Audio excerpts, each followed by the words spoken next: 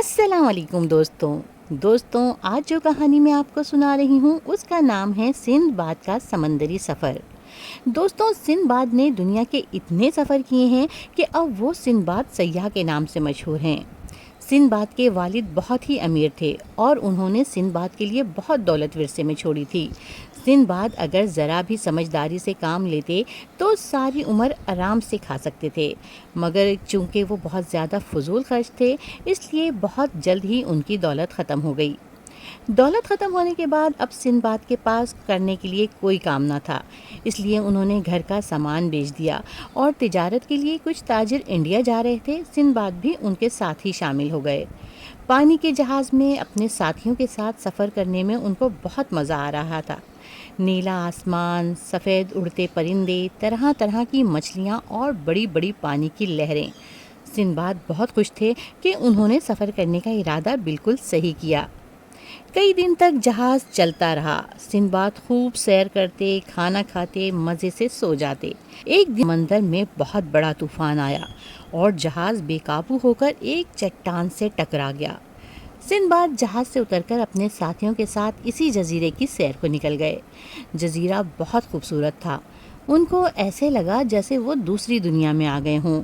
گھنا جنگل، سرسبز گھاس، رنگ برنگے پھول، چہچہاتے پرندے اور تازہ ہوا۔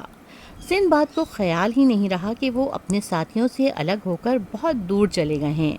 ان کو وقت کا بھی احساس نہیں ہوا۔ جب شام ہونے لگی تو ان کو یاد آیا کہ واپس جانا تھا اور جہاز کا عملہ جہاز ٹھیک کر چکا ہوگا۔ جلدی جلدی سندباد واپس آئے تو نہ وہاں ان کے ساتھی تھے اور نہ ہی جہاز۔ وہ فوراً ایک اونچے درخت پر چڑھ گئے کہ شاید کوئی انسان نظر آ جائے، مگر ان کو کوئی انسان تو نظر نہیں آیا، البتہ تھوڑی دور ان کو ایک بڑا سا سفید پتھر نظر آیا۔ یہ دیکھنے کے لیے کہ یہ سفید پتھر کیا چیز ہے، وہ پتھر کے قریب پہنچے۔ پتھر کے قریب جا کر دیکھا تو وہ کوئی چکنی صاف ستھری انڈے کی شکل کی کوئی چیز تھی۔ سندباد کو وہ بہت صاف ستھرا سا انڈا نما چیز بہت پسند آئی اور انہوں نے سوچا کہ اس کے اندر بڑا سا سوراخ کر کے وہ اپنے رہنے کی جگہ بنا لیں گے تاکہ جانوروں کا خطرہ بھی نہ رہے اور وہ خود بھی آرام سے اور محفوظ رہ سکیں جب تک کوئی دوسرا راستہ نہیں ملتا۔ ابھی وہ یہ سوچ ہی رہے تھے کہ انہوں نے ایک بہت بڑا پرندہ دیکھا جو اڑتا ہوا آیا اور اس انڈے پر بیٹھ گیا۔ اس پرندے کے سامنے وہ اتنے چھوٹے تھے کہ پرندے کو نظر بھی نہیں آئے۔ سندباد کو یاد آیا کہ جہاز میں کچھ لوگوں نے ایسے پرندوں کا ذکر کیا تھا۔ ان کو جزیرے سے باہر نکلنے کا یہ ایک اچھا موقع لگا، چنانچہ انہوں نے فوراً اپنی کمر سے کپڑا کھولا اور اس کا ایک سرا پرندے کے پنجے سے باندھا اور دوسرا اپنی کمر سے۔ پرندے کو پتہ بھی نہیں چلا کہ کیا ہوا ہے اور تھوڑی دیر بعد وہ پرندہ اڑ گیا۔ سندباد نے اڑتے ہوئے جب نیچے دیکھا تو جزیرہ ایک چھوٹا سا نقطہ لگ رہا تھا۔ اڑتے اڑتے پرندہ ایک بہت بڑے جزیرے پر اترنے لگا تو سندباد نے جلدی سے پرندے کے پنجے سے کپڑا کھولا اور نیچے کود گئے۔ پرندے نے اس وقت بھی سندباد کو نہیں دیکھا کیونکہ وہ ایک بہت بڑے سانپ سے لڑنے میں مصروف ہو گیا۔ سانپ اور پرندے کی خوفناک لڑائی میں پرندہ جیت گیا اور اس نے سانپ کو مار کر ٹکڑے کر دیے اور مزے سے کھانے لگا۔ سندباد خوش تھے کہ سانپ کا خطرہ تو ٹلا، مگر یہ ان کی خوش فہمی تھی، وہ تو سانپوں کا جزیرہ تھا۔ سندباد نے دیکھا کہ بڑے بڑے پرندے آتے سانپوں کو مار کر کھا جاتے۔ سانپوں سے بچنے کے لیے سندباد نے ایک غار تلاش کر لیا جو کافی فاصلے پر تھا۔ وہ رات گزارنے کے لیے وہاں ٹھہر گئے۔ صبح جب ان کی آنکھ کھلی تو وہ یہ دیکھ کر حیران رہ گئے کہ وہاں تو ہر طرف ہیرے سورج کی روشنی سے جگمگا رہے تھے۔ اتنی بڑی تعداد میں اور اس قدر قیمتی ہیرے سندباد نے پہلے کبھی نہیں دیکھے تھے۔ کچھ دیر بعد سندباد نے دیکھا کہ آسمان سے گوشت کے بڑے بڑے ٹکڑے ادھر ادھر گر رہے ہیں۔ اس کے ساتھ ہی بڑے بڑے پرندے بھی آنے لگے اور گوشت کے ٹکڑے پنجوں میں دبا کر واپس جانے لگے۔ سندباد سمجھ گئے کہ کوئی ان پرندوں کو جان بوجھ کر گوشت کھلا رہا ہے۔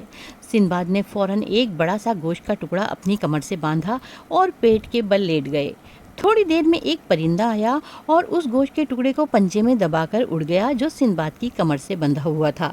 سندباد خوش تھے کہ جزیرے سے باہر جانے کی سواری مل گئی۔ وہ پرندہ اسی جگہ اترنے لگا جہاں سے پہلے وہ اڑا تھا۔ انہوں نے اس کے اترنے سے پہلے ہی اپنے پیٹ سے کپڑا کھولا اور زمین پر کود گئے۔ پرندہ اپنے گھونسلے میں بیٹھ کر گوشت کھانے لگا۔ ज़मीन पर उतरते ही सिंदबाद ने वहाँ मौजूद कुछ लोगों को देखा। वो लोग सिंदबाद के करीब आए और उनमें से एक ने उनसे पूछा, क्या तुम भी हमारी तरह ताजिर हो? जवाब में सिंदबाद ने अपनी पूरी कहानी सुनाई और फिर उन लोगों से वहाँ आने की वजह पूछी।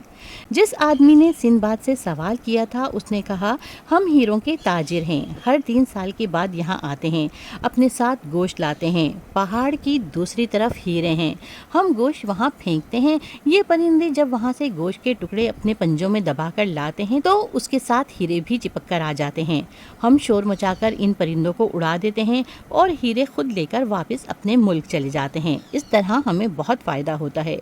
सिंदबाद ने वो तमाम हीरे जो उन्होंने अपनी जेबों में भर लिए थे उन ताजिरों को दिखाए तो वो सब बहुत खुश हुए और सिंदबाद की अकल की दाद दी कि किस तरह वो उस तंग पहाड़ी रास्ते में परिंदे के साथ उड़कर गए और किस तरह वो वापस भी आ गए और इतने कीमती हीरे भी ले आए। फिर सब ने मिलकर गोश्त भूनकर मज़े से खाया और अगले दिन सिंदबाद उनके साथ जहाज़ में सवार होकर नए सफ़र पर निकल गए। दोस्तों, ये तो थी आज की कहानी पसंद आई हो तो वीडियो को लाइक करें और अगर आप मेरे चैनल पर नए हैं तो चैनल को सब्सक्राइब करना मत भूलिएगा। अपना ख्याल रखिएगा। अगली कहानी तक के लिए इजाज़त दीजिए। अल्लाह हाफिज़।